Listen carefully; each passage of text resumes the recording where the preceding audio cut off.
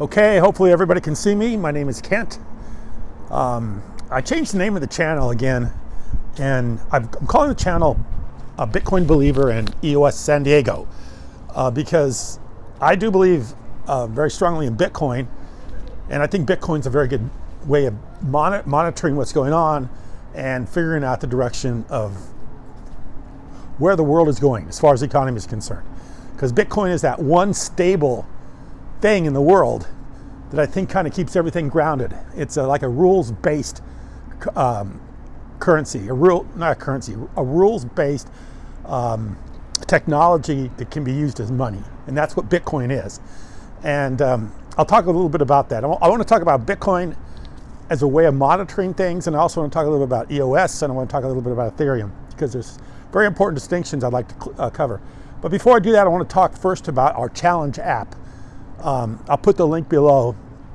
One of the things we decided to do with Challenge is to turn it into a way for everybody to generate as much content as they want for a fixed price. So if you don't like making Twitter posts, if you don't like making YouTube videos, if you don't like doing all the social media thing, we'll do it for you for $39 a month. We'll do all the social media content posting that you want to do. And the way we can do this is because we have about 15,000 people on the Challenge application that are there, that are looking for ways of creating content or creating ways of tasks to do so they can encrypt cryptocurrencies.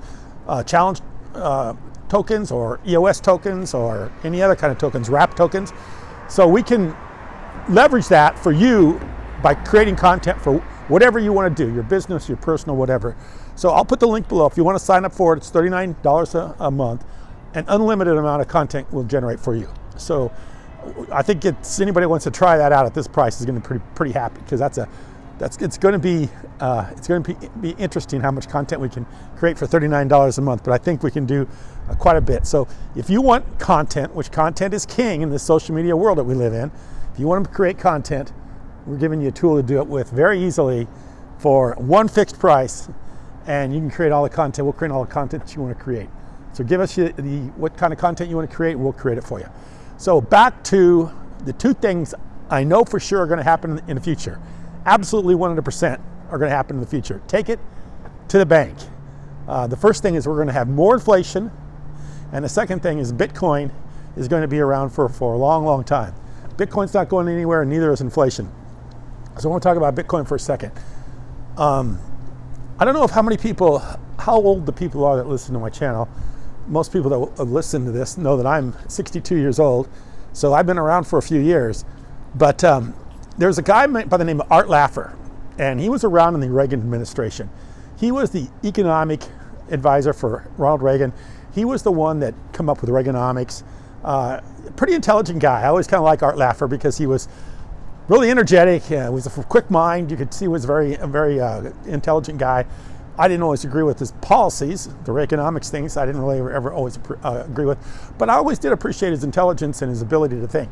So the story is, and I heard this from other YouTube channels, Cathie Woods, who is, I think a lot of people know who Cathie Woods is. She's a big Bitcoiner, just like Michael Saylor and a lot of others, Pomp and all these other people that talk Bitcoin all the time. And then now some of these people that are around Shark Tank, they're Bitcoiners now too, but I don't buy into their stuff. Anybody that was on a TV show that's into Bitcoin right now, I just dismiss immediately. But Cathie Woods has been in Bitcoin for quite some time, and she claims that that Art Laffer was her professor, and that she was running a hedge fund, and that through the hedge fund, some of the work that they had done, they were discussing Bitcoin. This is around 2012, so Bitcoin's pretty early in the game. So they're discussing Bitcoin. So she gives it over to Art Laffer, who was the architect for Reaganomics. Some of the best years of the U.S. economy, Reaganomics. It was, Paul Volcker, who brought interest rates down, all this stuff, all Reaganomics. I didn't like Reaganomics because I was a stockbroker at that time, and it was a little bit of what's going on right now. Prices were going backwards, or things were starting to retract, and the government was trying to deal with the inflation from the 70s, so they just put clamps on everything and raised interest rates and raised interest rates and raised interest rates, I think to almost 20%, until everything basically just shut down. Of course, I was in the brokerage business at the time, so that just meant nobody wanted to invest. And that's kind of what's going on today. Nobody wanted to invest because interest rates got so high, and you know, people could get 20% interest by leaving their money in the bank. So, you know, Art Laffer was part of that. He was part of this Reaganomics revolution that they talked about. Everybody thought it was so successful. But anyway, he was a smart guy. So Cathie Woods gives this Bitcoin. She didn't understand it. She doesn't know nothing about it. She's not a technologist. She knows nothing about Bitcoin. She gives it over to Laffer and he says, look, tear this thing apart. Tell me everything you can tell me about this thing. Try to, you know, just rip it apart, tear it apart, do everything you can tear. Try to tell me all the things wrong with it, and, you know, and do it. And Laffer, he's obviously somebody that's, you know, very attuned to what's going on in politics and economy and everything like that. Came back after a few months of working on Bitcoin and said, oh my God, this is what I've been looking for all this time. This is a rules-based, fundamental way of trading money that isn't done by like what the Federal Reserve is doing today, which is whimsical. You know, one day they're raising interest rates and stopping the economy. The other day they're lowering interest rates and trying to stimulate the economy. So, you know, they've got this whimsical way of dealing with everything, you know, and most of it's done by politics. Most of it's done by just how they read the tea leaves of the economy, what they think the consumer is doing. You know, it's not a rules-based kind of way of doing it. This is technically, you know, Laffer said, look, Bitcoin is rules-based. It's got a set of fundamental rules that it follows, and it sticks closely to those. And this is what I've been looking for. So according to the story, Cathie Woods buys $100,000 of the Bitcoin at $250 per Bitcoin, which I haven't done the math, but that's quite a bit of money right now. So, and she did this in 2012, so that's why she's a big Bitcoiner today. Just like Michael Saylor, he made money in Bitcoin too. He's probably getting down to where he's not making so much money right now on it, but he did at one time. So this is why I like Bitcoin, because Bitcoin is a rules-based, fundamental technology that is worldwide, transacts digitally, and it's going to be here for a long time. For as long as most everybody that is watching this video will be around, I'm sure Bitcoin will be around, because Bitcoin is adopted by so many people. It's adopted by people like Art Laffer. It's adopted by Cathie Woods, by Michael Saylor. You know, soon there'll be a lot of funds that will be able to invest in Bitcoin. And Bitcoin is here to stay, and Bitcoin's a fundamental thing.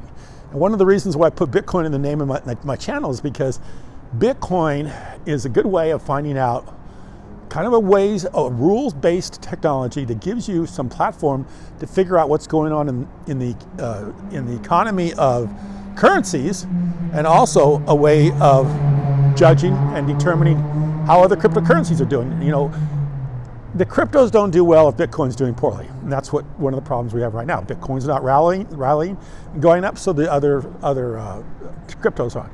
So Bitcoin is what I watch, number one thing. Number two thing is I look at the overall economy, and of course, inflation is here to stay, and I'll tell you why.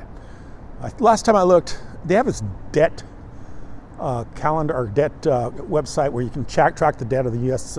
economy, U.S. government, and it's like I think it may be close to 40 trillion, 35 trillion, something like that. And of course, the revenues for United States were like 4 trillion last year.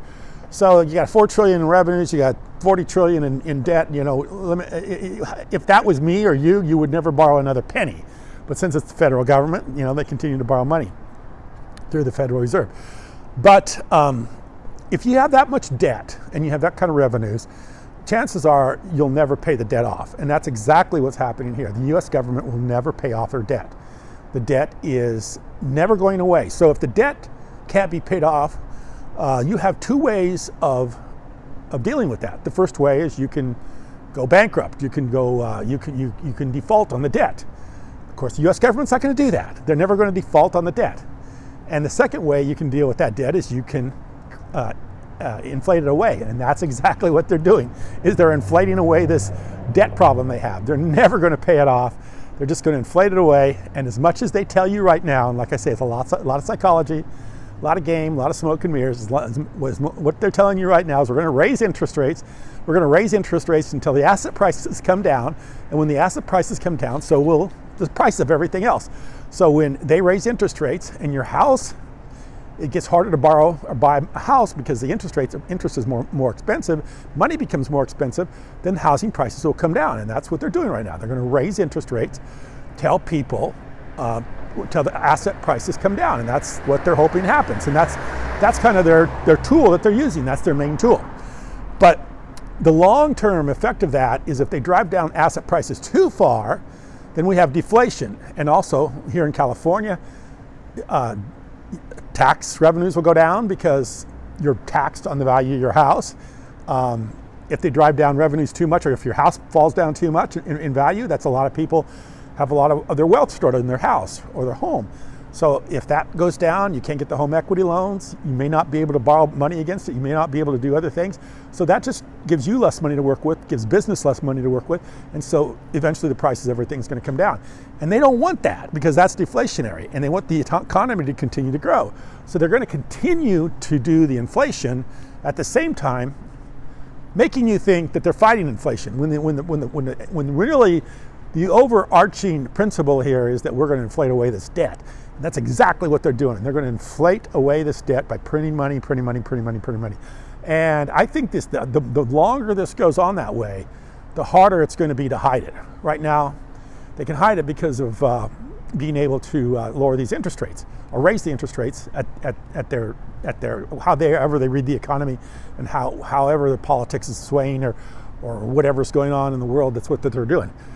But they're never going to keep this inflation from being the thing that's going to continue to consume all the dollars. That's just the way it's going to be. There's going to be so much inflation that you're not even going to be able to live with it after a while. And then at that point, they're going to have to switch to some sort of system, but it won't be Bitcoin. You cannot run a world reserve currency on Bitcoin because Bitcoin's it fluctuates too much, just like El Salvador.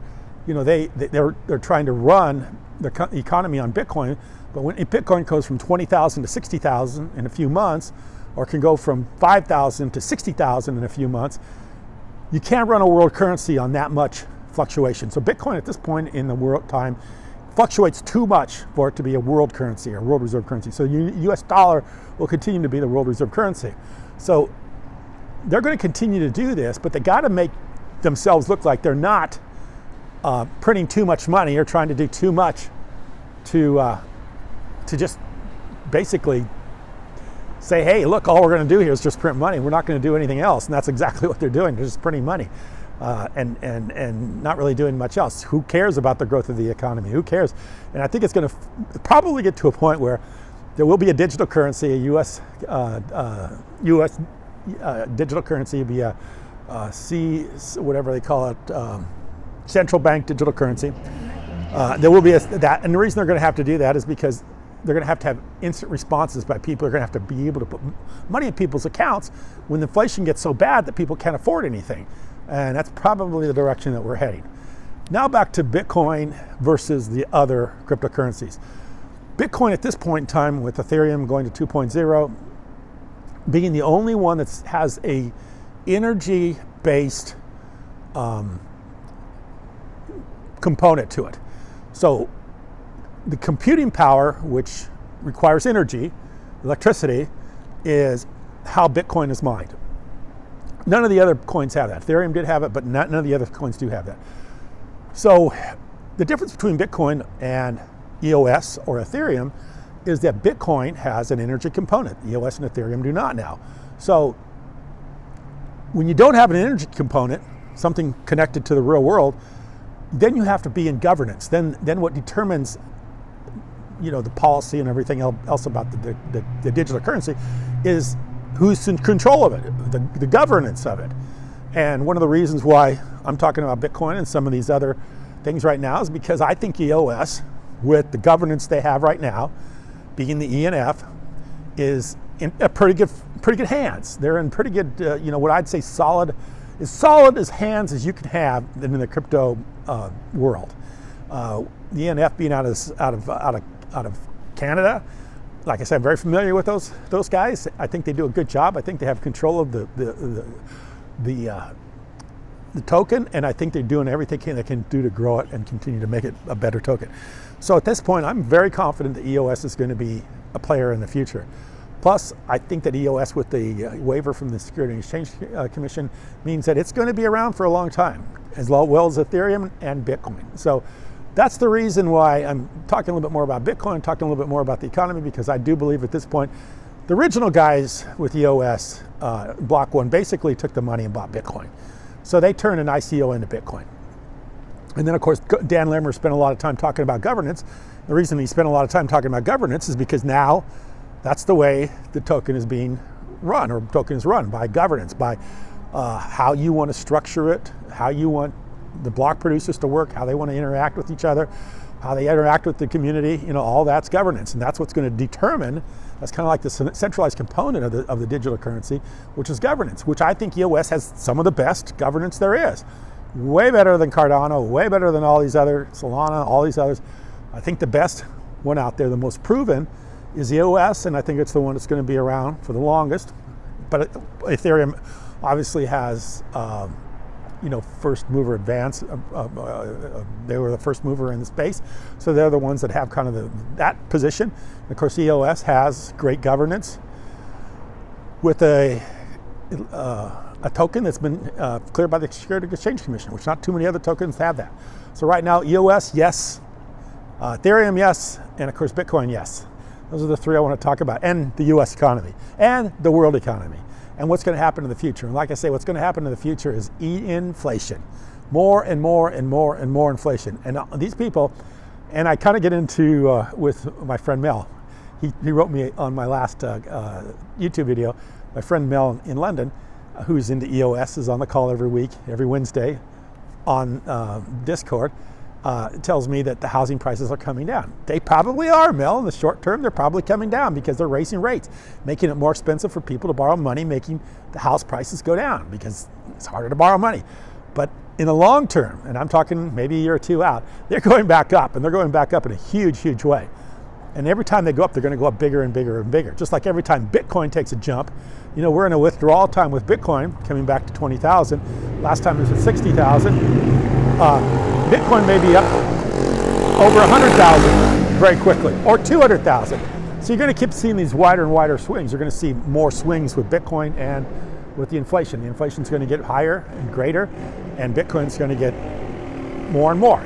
And the reason why Bitcoin isn't doing very well right now is because they are raising these rates, making any speculative investment like Bitcoin, which I said earlier, Bitcoin is never going to be reserve currency, because reserve currencies, it's too fluctuates. People are getting concerned, so they are not buying Bitcoin. Nobody's buying Bitcoin right now because they don't know if it's going to go to 12,000, which I don't think it will, but there's a possibility. So because people will sell because of the instability of what they think the Federal Reserve is going to do with interest rates. Because if they make things get more expensive, everything gets more expensive, driving down asset prices, people don't have excess money to buy Bitcoin. So that's kind of the tactic that they're using right now, which I don't think, like I say, is very whimsical. Not a rules-based policy like Bitcoin. It's just whatever Fed Chairman Powell and the Federal Reserve board, the central banks decide to do. So that's what's going on right now. But I think that Bitcoin and the world reserve currency, US dollar, can run together.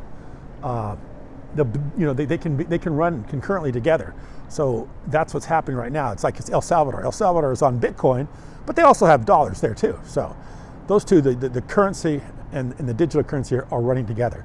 So that's what I think you're going to see in the future. I appreciate you watching. Thank you.